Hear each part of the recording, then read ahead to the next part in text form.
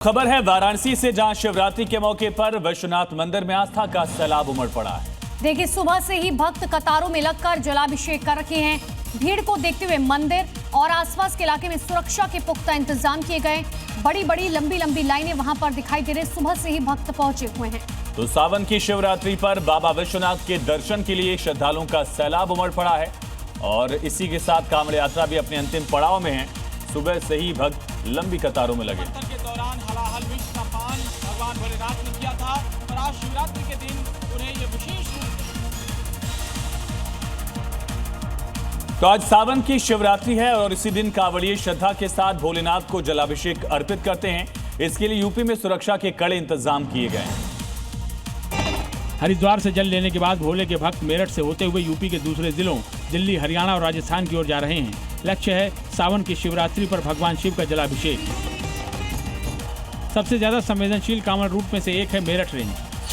Meerut range के 4 शहरों मेरठ, बुलंदशहर, बागपत और हापुड़ में करीब 970 किलोमीटर का कांवड़ रूट है, जहां करीब 8000 पुलिस के जवान तैनात हैं। 4000 से ज्यादा सीसीटीवी से नजर रखी जा रही है। कंट्रोल सेंटर से 24 घंटे निगरानी हो रही है। QRT, ATS, डॉग स्क्वाड के साथ अंडर कवर पुलिस भी एक्टिव है। कांवड़ रूट के सबसे संवेदनशील जिले मुजफ्फरनगर में भी शिवरात्रि को लेकर बड़ी सख्त सुरक्षा के इंतजाम किए गए हैं। और सावन की शिवरात्रि को लेकर मुजफ्फरनगर में पुलिस विशेष अलर्ट पर है।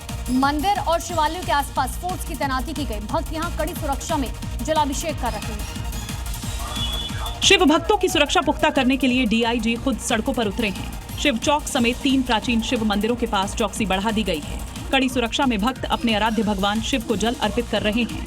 शिवरात्रि को लेकर मुजफ्फरनगर और आसपास के जिलों में उत्सव का माहौल है। भक्त पवित्र गंगा जल लाकर जलाभिषेक कर रहे हैं।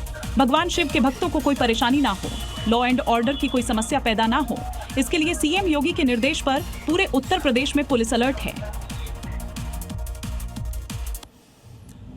और CM योगी आदित्यनाथ गौ संरक्षण को अर्थव्यवस्था से जोड़ने की पहल के तहत बड़ा प्रोजेक्ट उन्होंने शुरू किया और इसके जरिए बुलंदशहर में किसानों, पशुपालकों से गौमूत्र खरीदा जा रहा है। पायलट प्रोजेक्ट की सफलता के बाद इस मॉडल को यूपी के बाकी जिलों में भी लागू करने की तैयारी है।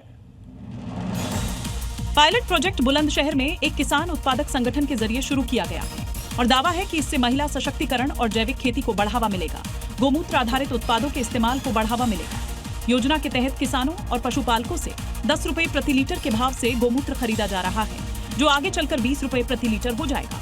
गांव में गोमूत्र कलेक्शन सेंटर बने हैं। हर दिन लगभग 500 लीटर गोमूत्र इकट्ठा किया जा रहा है। ये योजना महिलाओं के लिए ज्यादा मददगार साबित हो रही है, क्योंकि गौमूत्र इकट्ठा करने वाली महिलाओं को 2 रुपए प्रति लीटर कमीशन भी दिया जा रहा है। हर घर तिरंगा अभियान के तहत योगी सरकार ने मदरसों में भी तिरंगा फहराने और उसका फोटो वीडियो भेजने के लिए गाइडलाइन जारी करने के निर्देश दिए। यूपी के अल्पसंख्यक कल्याण, मुस्लिम वक्फ एवं हज विभाग के राज्य मंत्री दानिश अंसारी ने अधिकारियों को निर्देश दिया है कि यूपी के सभी मदरसों के छात्र छात्राओं और युवाओं को अभियान से सक्रिय रूप से जोड़ा जाए। मदरसों में तिरंगा फहराने के साथ राष्ट्रगान और देशभक्ति से जुड़े कार्यक्रम आयोजित किए जाएं। साथ ही महान स्वतंत्रता संग्राम सेनानियों के संघर्ष और बलिदान के बारे में भी छात्रों में जागरूकता फैलाई जाए। इसके साथ ही मदरसों में निबंध, भाषण और कंपटीशन के जरिए छात्रों में देशभक्ति की भावना जगाने का निर्देश दिया है। और आजादी के जश्न में इस बार इतिहास रचा जाएगा। लाल किले की प्राचीर से देशभक्ति का वो स्वर गूंजेगा जो 150 साल की गौरव गाथा अपने साथ समेटे। भारत के 80वें स्वतंत्रता दिवस समारोह में इस बार ऐतिहासिक बदलाव देखने को मिलेगा। रक्षा मंत्रालय के मुताबिक साल 2026 में वंदे मातरम के 150 वर्ष पूरे होने के मौके पर पहली बार लाल किले की प्राचीर से राष्ट्रीय गीत का गायन होगा। स्वतंत्रता दिवस समारोह की शुरुआत वंदे मातरम से होगी। इसके बाद प्रधानमंत्री नरेंद्र मोदी राष्ट्रीय ध्वज फहराएंगे और राष्ट्रगान जन गण मन गाया जाएगा। इसके बाद प्रधानमंत्री राष्ट्र को संबोधित करेंगे।